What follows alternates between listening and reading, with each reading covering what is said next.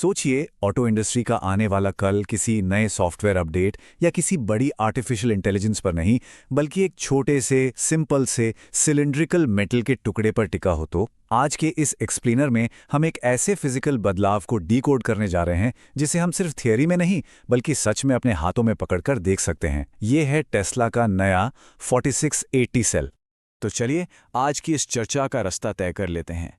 पहले हम समझेंगे इस फिजिकल ईवी रेवोल्यूशन को, फिर बात करेंगे कि गर्मी यानी हीट बॉटलनेक की प्रॉब्लम को कैसे सॉल्व किया गया। उसके बाद हम द स्ट्रक्चरल बैटरी पैक और ड्राई इलेक्ट्रोड की पहेली पर आएंगे। और आखिर में एक बहुत बड़ा सवाल, क्या हम आगे चलकर इन कार्स को सिर्फ एक डिस्पोजेबल आइटम बना देने वाले हैं? तो चलिए सबसे पहले हिस्से से शुरुआत करते हैं, द फिजिकल ईवी रेवोल्यूशन। आखिर इस नए 4680 सेल का राज क्या है?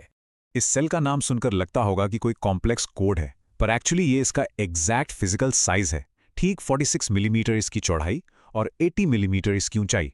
इसको विजुअलाइज करने के लिए ना, आप पुराने 2170 सेल को अपने टीवी रिमोट की उस पतली सी AAA बैटरी की तरह मान लीजिए, और उसके मुकाबले ये नया 4680 सेल किसी पुराने जमाने की बूम बॉक्स या बड़ी टॉर्च में लगने वाली उस मोटी भारी डी सेल बैटरी जैसा है। साइज के मामले में देखा जाए तो ये सच में एक बहुत ही बड़ी छलांग है। और ये जो 5.2 गुना का आंकड़ा है, ये पूरी कहानी का एक बहुत क्रूशियल पॉइंट है। नए 4680 सेल का वॉल्यूम पुराने सेल्स के कंपैरिजन में सीधा 5.2 गुना बड़ा है। अब यहाँ एक बड़ा और थोड़ा काउंटर इंट्यूटिव सवाल दिमाग में आता है, अगर हम बैटरी को इतना बड़ा और भारी बना देंगे तो क्या इससे पूरी कार का वजन बहुत ज्यादा नहीं बढ़ जाएगा? क्योंकि इलेक्ट्रिक गाड़ियों में तो वजन ही सबसे बड़ा दुश्मन होता है, राइट? पर बैटरी पैक के टोटल वजन का मैथ्स यहां थोड़ा अलग तरीके से काम करता है।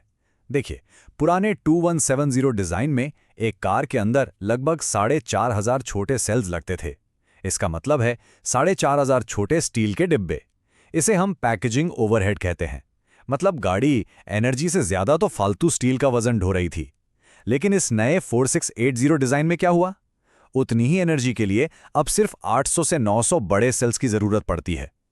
कम सेल्स का सीधा सा मतलब है स्टील के डिब्बों की गिनती में भारी कमी। तो भले ही एक सिंगल सेल भारी हो गया हो, पर उस पूरे बैटरी पैक का टोटल वजन काफी कम हो जाता है। अब आते हैं इसके दूसरे सबसे बड़े एस्पेक्ट पर, गर्मी की समस्या को सॉल्व करना यानी थर्मल बॉटलनेक का एंड। अब आप शायद सोचेंगे कि अगर बड़े सेल इतने ही बढ़िया थे तो ये आधी सदी तक ऑटो इंडस्ट्री छोटे बैटरी सेल्स पर ही क्यों अटकी रही? इसका सबसे बड़ा विलन था इंटरनल रेजिस्टेंस। देखिए, बैटरी के अंदर जो कॉइल होती है, जिसे हम जेली रोल कहते हैं, जब वो चार्ज या डिस्चार्ज होती है तो वहां रेजिस्टेंस पैदा होता है। छोटे सेल्स में ये गर्मी आसानी से बाहर निकल जाती थी, लेकिन एक 46 मिलीमीटर चौड़े सेल में गर्मी बिल्कुल बीचों बीच फंस कर रह जाती है। अगर इस गर्मी को बाहर नहीं निकाला गया तो ना सिर्फ बैटरी जल्दी खराब होगी, बल्कि उसमें आग लगने का भी खतरा रहता है। तो इस जानलेवा गर्मी की प्रॉब्लम को रोका कैसे जाए? यहीं पर इस डिजाइन का सबसे इंटरेस्टिंग हिस्सा सामने आता है, टैबलेस डिजाइन। पुरानी बैटरीज में एनर्जी बाहर निकालने के लिए एक छोटा सा मेटल का टुकड़ा होता था, जिसे टैब कहते हैं। इस नए टैबलेस डिजाइन में उस एक सिंगल टैब को पूरी तरह हटा दिया गया है और उसकी जगह उस जेली रोल के किनारे वाले पूरे हिस्से को ही एक कंटीन्यूअस कनेक्शन पॉइंट बना दिया गया है। इसे विजुअलाइज करने का एक बड़ा आसान तरीका है। एक खचाखच भरे हुए स्टेडियम को इमेजिन कीजिए। पुराना डिजाइन उस स्टेडियम के एक छोटे से एग्जिट डोर की तरह था। जब सारे इलेक्ट्रॉन्स एक ही रास्ते से एक साथ निकलने की कोशिश करते थे तो जबरदस्त फ्रिक्शन और हीट पैदा होती थी। लेकिन टैबलेस डिजाइन का मतलब है कि आपने उस स्टेडियम की पूरी बाहरी दीवार को ही खोल दिया है। अब इलेक्ट्रॉन्स को बाहर आने के लिए कोई लंबा रास्ता तय नहीं करना पड़ता। फ्रिक्शन एकदम गिर गया, हीट कम हो गई, और इस सब का अल्टीमेट फायदा ये हुआ कि बैटरी अब बहुत तेजी से चार्ज हो सकती है। और यही ब्रेक थ्रू हमें इस एक्सप्लेनर के तीसरे हिस्से तक ले जाता है, द स्ट्रक्चरल बैटरी पैक, यानी पूरी कार के ढांचे को ही बदल देना। जब ये बड़े सेल्स ज्यादा गर्म नहीं होते तो इन्हें कार में फिट करने का पूरा इंजीनियरिंग नजरिया ही बदल जाता है। पुराने ईवी डिजाइन में बैटरी सिर्फ एक भारी कार्गो की तरह थी, जिसे पहले से बने एक फ्रेम के अंदर बिठा दिया जाता था। पर यह नया स्ट्रक्चरल पैक डिजाइन ना एविएशन इंडस्ट्री के वेट विंग कॉन्सेप्ट जैसा है। जैसे हवाई जहाजों में पंखों के अंदर अलग से फ्यूल टैंक रखने के बजाय उन्होंने पंख के स्ट्रक्चर को ही टैंक बना दिया, बिल्कुल वैसे ही अब ये बैटरी ब्लॉक खुद उस कार का फ्रेम बन गया है। इसमें एसेंशियली होता यह है कि 4680 सेल्स को एक मधुमक्खी के छत्ते की तरह बिल्कुल पास पास टाइटली पैक किया जाता है। फिर उस पूरे पैक को एक बहुत ही स्ट्रॉन्ग सॉलिड रेजिन या गोंद से भर दिया जाता है। सूखने के बाद ये बिल्कुल एक पत्थर जैसा ठोस ब्लॉक बन जाता है।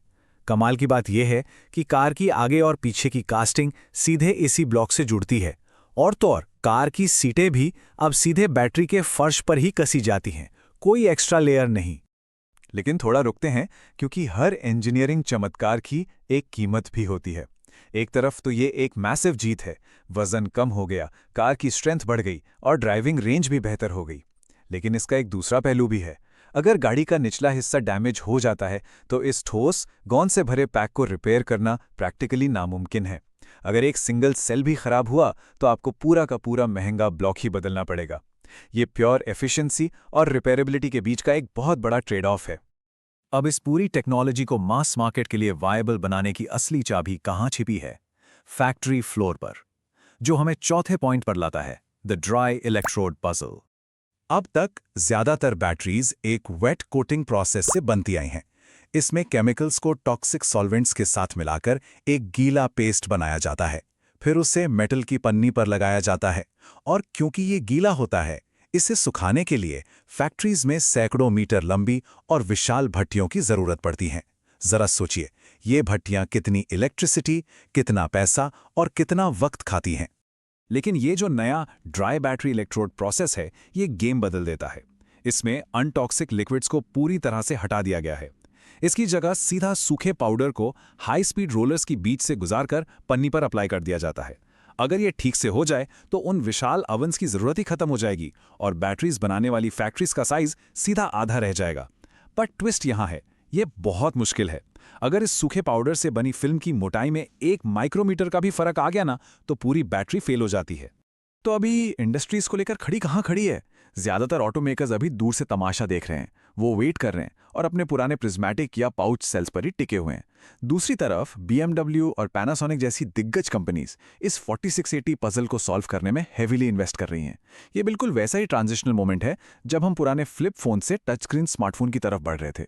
जो इस ड्राई कोटिंग स्टैंडर्ड को मास्टर कर लेगा, मार्केट उसी का होगा, और जो इस दौड़ में पीछे रह गया, वो शायद हमेशा के लिए पीछे छूट जाएगा।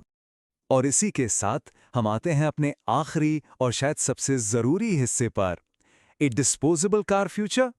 एक एक्सपर्ट का ये कोट इस पूरी चर्चा का एकदम सही सार निकालता है। उन्होंने कहा कि बैटरी अब कार को सिर्फ एनर्जी नहीं दे रही, वो खुद कार का अस्तित्व तय कर रही है।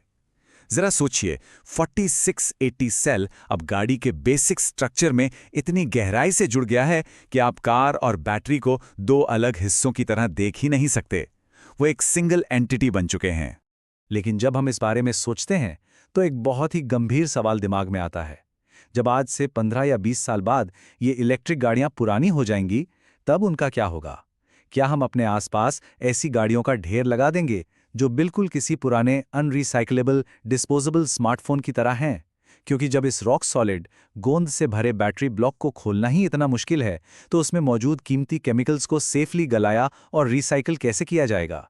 क्या इस चैलेंज से निपटने के लिए हमें एक और नई इंडस्ट्रियल रेवोल्यूशन की जरूरत पड़ेगी?